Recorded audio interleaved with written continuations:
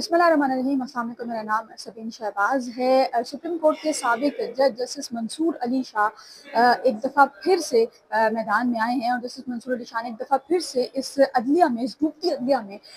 اپنا کردار ادا کرنے کی کوشش جو ہے وہ کی ہے۔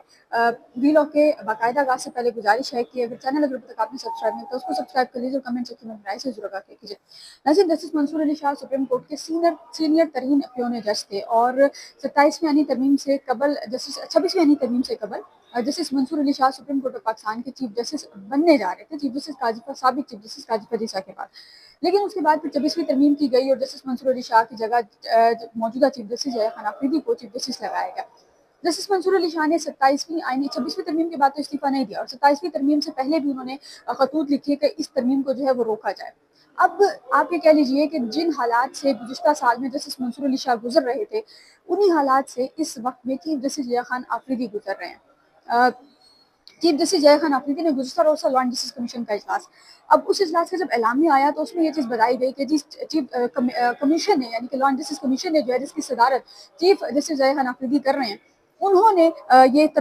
تجویز دی ہے کہ انٹرنیشنل کمرشل کورٹ جو ہے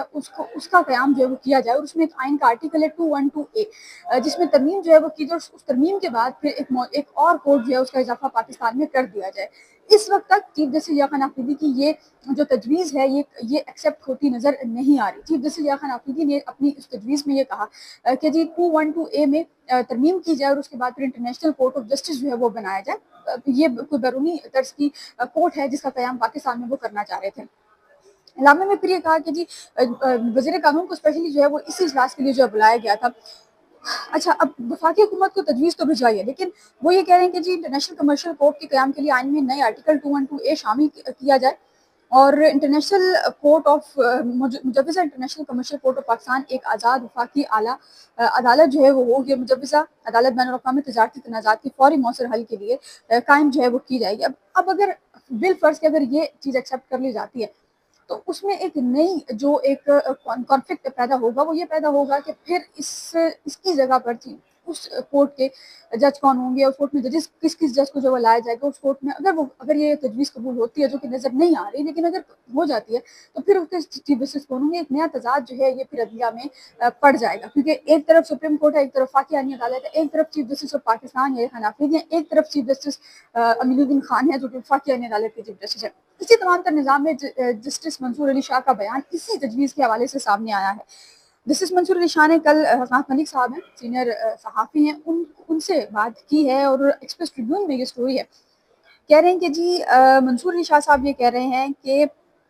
international commercial court of Pakistan کے قیام کی تجویز پر سنگین جو سوالات ہیں وہ اٹھائے ہیں، اور وہ کہہ رہے ہیں کہ جب تک پاکستان میں قانون کی حکمرانی، عدالتی آزادی اور آئینی طرز حکمرانی پر اعتماد بحال نہیں ہوتا، اس وقت تک ICCP عالمی تجارت کے لیے ایک قابل اعتماد مرکز نہیں بن سکتی۔ پھر وہ کہہ رہے ہیں کہ جب تک یہ بنیادی ستون مضبوط نہیں ہوتے، نہیں عدالت کا قیام ایک بامانی اصلاح کی بجائے نمائشی کاسمیٹک ریفارم آپ کہہ لیجیے کہ وہ جو ہے سمجھا جائے گا۔ ادارے صرف جو ہے وہ اعلانات سے کام نہیں ہوتے، ان کے مطابق پاکستان کی بین الاقوامی تجارتی عدالت کے قیام کی تجویز بہت سے ایسے سوالات کو جنم دیتی ہے جس کے جوابات موجود نہیں ہیں۔ اس اعلان میں یہ واضح نہیں کیا گیا کہ مجوزہ عدالت کا دائرہ اختیار کیا ہوگا، اس کی ججوں کی تشکیل کیسی ہوگی، اپیل کا نظام جو ہے وہ کیسے کیا ہوگا، اور کون سا قانونی طریقہ کار اختیار کیا جائے گا، ثالثی کے ساتھ جو ان کا تعلق کیا ہوگا، یا اس میں جو بین الاقوامی جج بھی تعینات کیے جائیں گے یا نہیں کیے جائیں گے۔ ظاہر انٹرنیشنل کورٹ ہے تو اس میں بین الاقوامی ججز تعینات کرنا ضرورت آپ کہہ لیجیے کہ ہوگی، لیکن اب کریں گے یا نہیں کریں گے یہ بات کی بات ہے۔ جسٹس منصور علی شاہ صاحب یہ کہہ رہے ہیں کہ بین الاقوامی تجارتی عدالتیں اپنی ساکھ آئینی ترمیم یا قانون سازی سے حاصل نہیں کرتی، بلکہ اس قانونی نظام سے حاصل کرتی ہیں جس کے اندر وہ کام کرتی ہیں۔ سرمایہ کار اس بات کو دیکھتے ہیں کہ جج کس قدر آزاد ہے، قانون کتنا یقینی ہے، معاہدوں پر کس حد تک عمل درآمد ہے، ثالثی کے فیصلوں کا احترام کیا جاتا ہے یا نہیں، اور عدلیہ پر انتظامیہ کا اثر و رسوخ جو ہے وہ نہیں ہے، اور اس کے بقول سرمایہ کار نعروں پر نہیں بلکہ مضبوط اداروں پر رہتے ہیں۔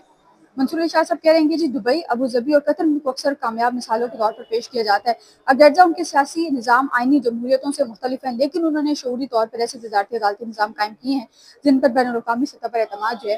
وہ کیا جائے گا۔ اب جسٹس منصور علی شاہ صاحب کے اس بیان کے بعد جو ہے وہ چیزیں کس حد تک کلیئر ہوئی ہیں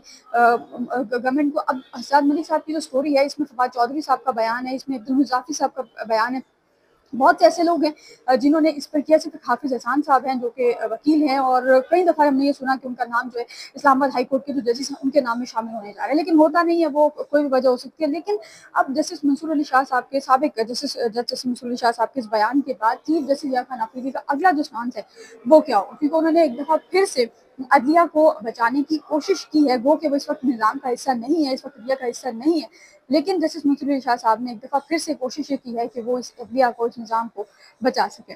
اب آتے ہیں جی ایمان مظاہر اور ہادی علی چٹھا کے کیس کے حوالے سے۔ ایمان مظاہر اور ہادی علی چٹھا دونوں کو جو ہے وہ اریسٹ کیا گیا تھا احاطہ عدالت سے، احاطہ عدالت سے ان سینس کہ ریڈ زون کے احاطے سے گرفتار کیا گیا تھا۔ اس کے بعد انہوں کو اڈیالہ جیل جو ہے وہ منتقل کیا گیا۔ کیس چلتا چلتا چلتا پہلے وہ کیس جو ہے یہ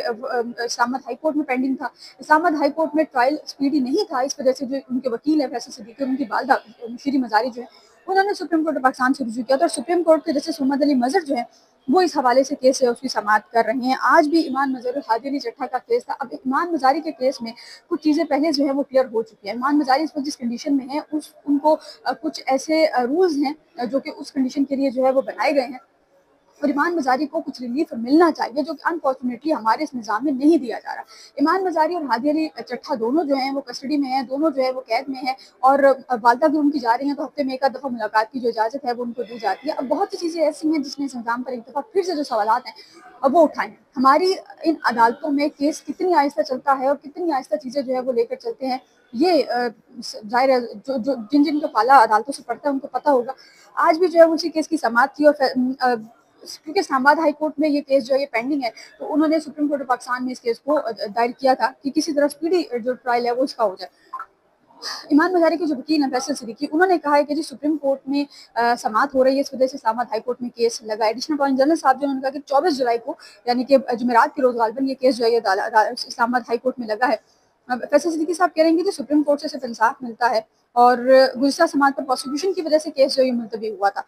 سپریم کورٹ میں جس محمد علی مظہر صاحب نے کہا کہ سپریم کورٹ میں بیٹھ کر جو ہے وہ ہائی کورٹ کارروائی کو ریگولیٹ نہیں کر سکتا، اور متعدد کیسز میں سپریم کورٹ نے ہائی کورٹ کے احکامات بھی جو ہے وہ جاری کیے ہیں، اور جس محمد علی مظہر صاحب کہہ رہے ہیں کہ ریگولیٹ کرنے اور احکامات جاری کرنے میں فرق ہے۔ فیصل صدیقی صاحب نے اس کا جواب یہ دیا، انہوں نے کہا کہ میری قابل سماعت کے قانون نقطہ پر دلائل جو ہے وہ آپ سن لیں۔ دوسرا یہ بھی ہو سکتا ہے کہ کیس کو 2 ہفتوں کے لیے جو ہے وہ ملتوی کریں۔ محمد علی مظہر صاحب نے کہا کہ اس طرح ملتوی کرنا ہائی کورٹ کی کارروائی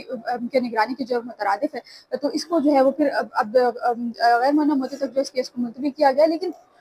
یہ وہ کیس ہے جو کہ ایک کافی لمبے عرصے سے جو کیس ہے یہ چلتا آ رہا ہے۔ اب یہ کیس چلتا ہے، کتنا چلتا ہے، اور ایمان مظاہر اور ہادی علی چٹھا جو ہے ان کو کتنا ریلیف جو ہے وہ مزید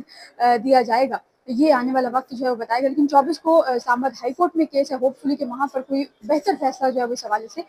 ہو سکے۔ اگر نہیں بھی ہوتا تو چیزیں اس طرح سے کلیئر نہیں ہو سکتی جب تک انٹل اور انلیس کے جو عدلیہ ہے وہ نہ چاہے، یا جو اعلیٰ عدلیہ ہے وہ نہ چاہے۔ ہمارے جو اعلیٰ عدلیہ ان کے آپس میں جو لڑائی جھگڑے ہیں، آپس میں جو اختیارات کا جو تناؤ ہے، جو اختیارات کا جو تضاد ہے وہی ختم نہیں ہو رہا، تو پھر ہم اپنی عدلیہ سے کس قسم کی توقع جو ہے وہ کر سکتے ہیں۔ فی الوقت کے لیے اتنا ہی، مجھے